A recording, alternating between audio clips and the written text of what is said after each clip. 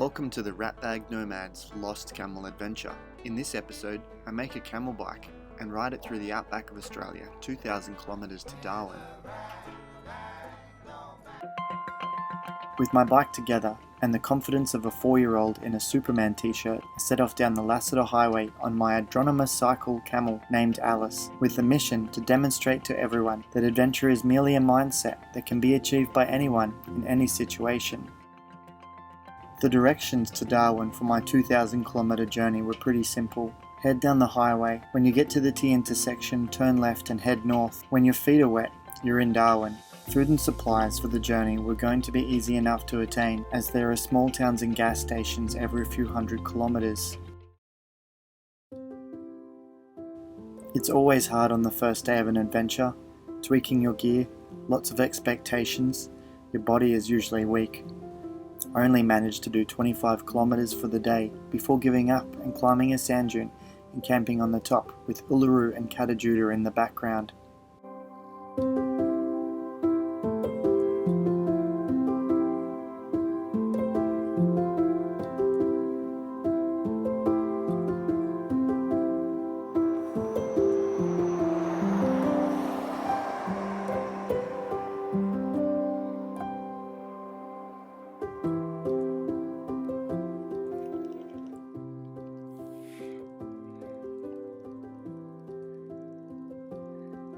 Flies will not leave me alone today, but it's going good. So far today I've done 35 kilometers in just over 2 and a bit hours. Stopped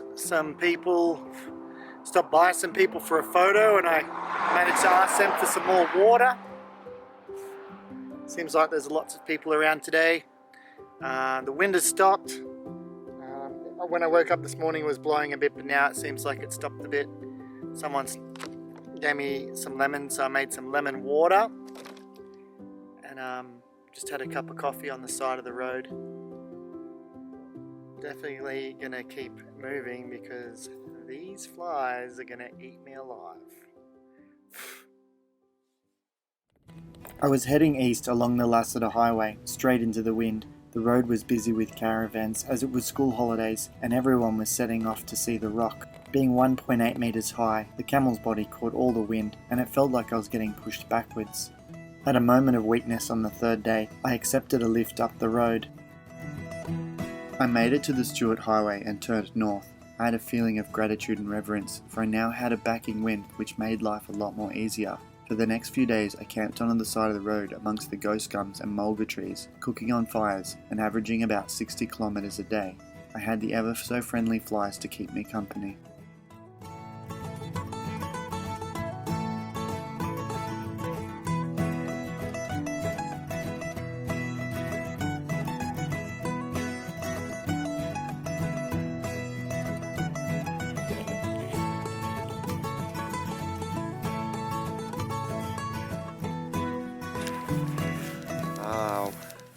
Today marks a week on the road. It's been a good week. It's been a week of problem solving and fine-tuning Alice the camel. Yesterday I did 75 kilometers. I'm 30 kilometers out of Alice Springs, taking it down to about 1,500 kilometers left to Darwin. Last night was a feed of instant mashed potato and parmesan cheese because I'm pretty low on supplies. So looking forward to getting to Alice today and getting a feed. It's been really cold and a bit windy, so last night was pretty rough. Lots of tossing and turning, but onwards and upwards.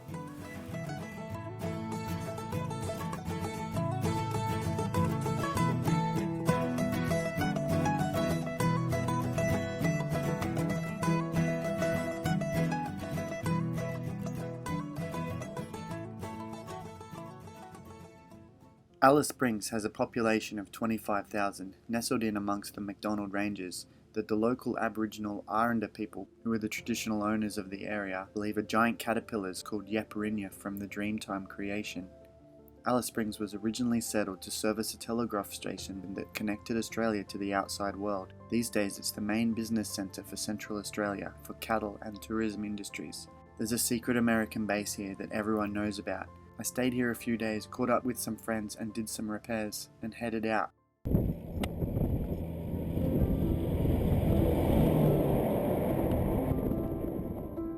I was pedaling up the highway, singing to music, thinking away the day. Everything was going well. I stood on my pedals to get some extra speed and put my leg against my seat, and it snapped. I pulled up in the shade to see what had happened.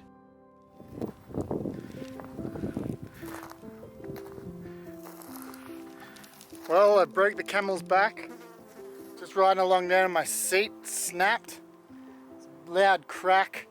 And it looks like the actual mount that holds the seat on the seat post has snapped off my 1960s Melvin Star banana seat.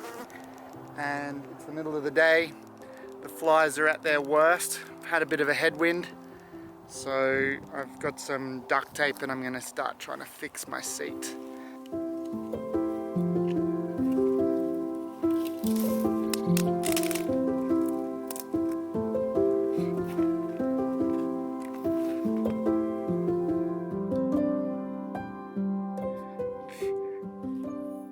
Pride myself on being able to fix this stuff.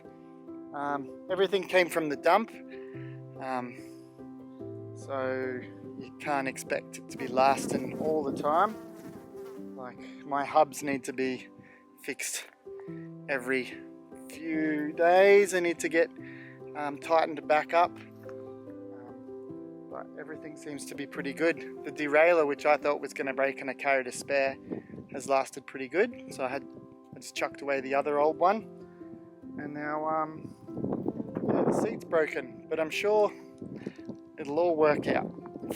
It's the fair dinkum Aussie attitude you've got to have.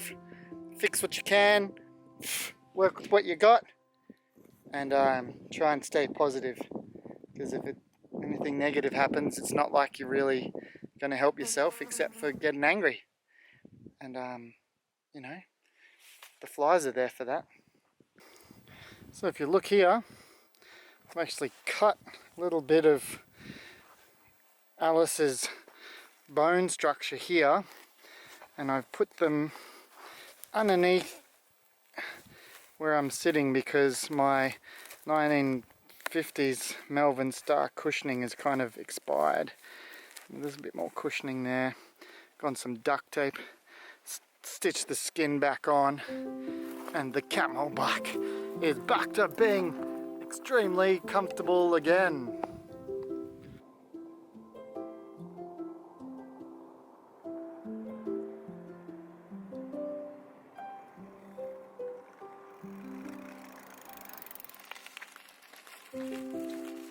So the water bottle's shaking. Yeah. Now, that should be enough, because I put it on a setting where I can make it Yeah. stand out. So I'll do the get on. Yeah. Woohoo!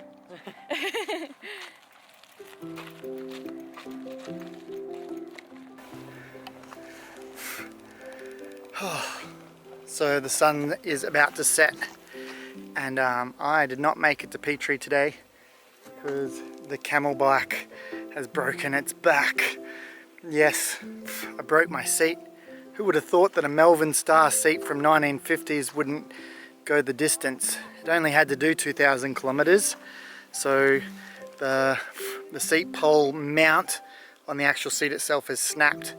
So I'm tied it all together, but it used up most of my day because it's not the most comfortable seat now. It wasn't to begin with. So it's an early night, chilling out in the desert with the camel bike, pasta for dinner, and it's going to be an early night, and that way I'll get up early and boogie into town and try and find somewhere I can possibly find another seat. I searched the dump at Tea Tree for a new seat, but it wasn't to be. With the repairs holding up, I just continued on. I passed the Tropic of Capricorn, one of the 5 major circles of latitude that divide the Earth. Running from the equator to 23 degrees, 26 minutes and 22 seconds south, it marks the most southerly latitude at which the sun can appear overhead. I felt this was a global representation that my round-the-world journey was well underway. I felt privileged to be on this journey, as silly as it was. Alice the camel wasn't just a material possession or strange creation. She was a magic carpet, a mystical ticket to break the ice and have encounters with people that may usually be closed off. People stopped me in the streets of towns and out on the highways. Usually would start with a confused look from 200 meters, and then as I would get closer, it would develop into a smile, then a wave, and then a conversation. Some people still just remained puzzled and confused and shied away like I was some sort of strange gypsy man out to steal their soul. But it was these interactions with the Aboriginal people from the remote communities, the truck drivers of the road trains, the cowboys and girls from cattle stations the size of European countries, and of course the grey nomads that I treasured most. The question of why would always be within the first few moments. But why not? We do so many things in life for reasons that we later don't understand. I was lucky enough to be doing something that I didn't understand to begin with, and now had come to.